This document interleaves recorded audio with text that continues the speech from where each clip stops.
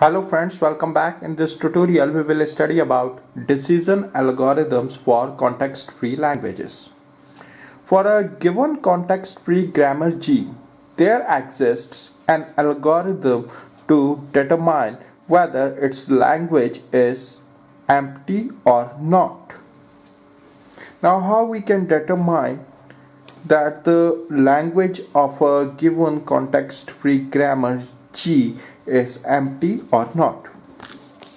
It is very simple. We will remove all useless symbols of grammar G. If start symbol is useless symbol in grammar G, then definitely its language is empty. Note that suppose there is some grammar G and whose language contains only empty string. Then also we will say that language of that grammar G is not empty because it contains one string, that is empty string. Now, for a given context-free grammar G, there exists an algorithm to decide whether its language is finite or infinite. For this, first we will remove all empty productions from grammar G. After this, we will remove unit productions and useless symbols from grammar G. It means grammar G is without empty productions, unit productions and useless symbols. Right.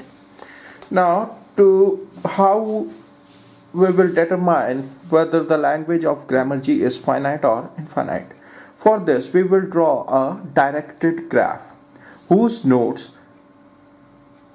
will be the variables of grammar G, and there should be an edge from node A to node B.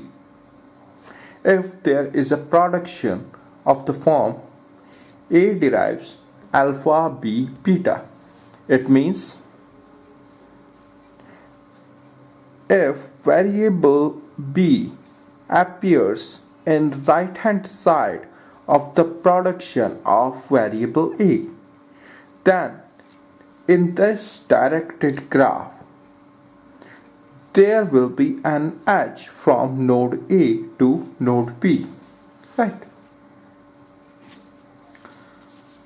If this directed graph contains any cycle, then the language of grammar G is infinite, otherwise it is finite.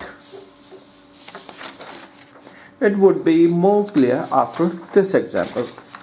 Suppose there is a grammar G whose productions are given here as derives AB, as derives A derives BC, A derives B, B derives CC, B derives C. Now we will make a directed graph. Nodes of the graph will be the variables of this grammar G, right? See this production as derives AB. Variables A and B appears right hand side of the production of variable S. So there should be edge from S to A, and there should be another edge that is from node S to B, right? Now see, variables B and C appears at the right hand side of the production of variable A. So there should be edges in graph from node A to node B, and another edge should be from node A to node C. Now see this production B derives CC. C appears at the right hand side of the production of variable B. So in graph there should be an edge from node B to node C. Now see this graph. This graph doesn't contain any cycle. So the language of this grammar G is finite. Now after this, for a given context-free grammar G, and any string W, there exists an algorithm to determine whether